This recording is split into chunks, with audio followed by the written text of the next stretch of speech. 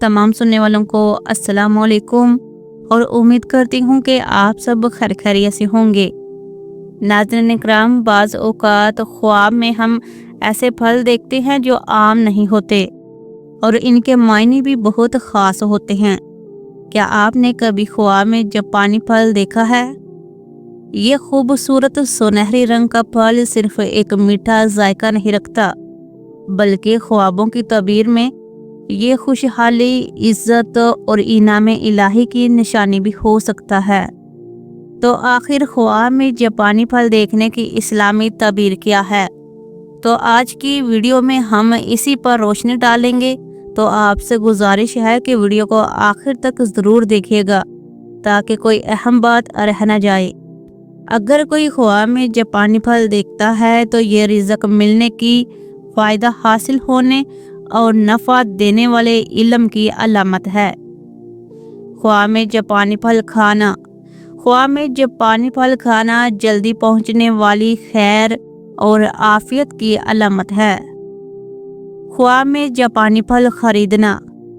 अगर कोई ख्वाब में देखे कि वो जापानी फल खरीद रहा है तो ये मेहनत और मुशक्क़त के साथ हासिल होने वाले रिज़्क और रोज़ी की अलामत है। ख्वाब में बहुत ज़्यादा जापानी फल देखना या खाना।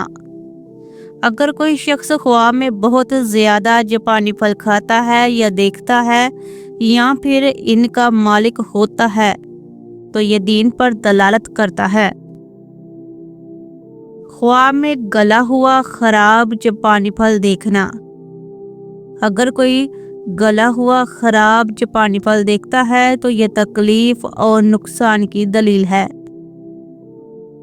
ख्वाब में जापानी फल बाग से तोड़ना। और अगर कोई ख्वाब में जापानी फल बाग से या पौधे से तोड़ता है तो ये मालो दौलत जमा करने की, कारोबार वसी होने और इज्जतदार होने की अलामत है।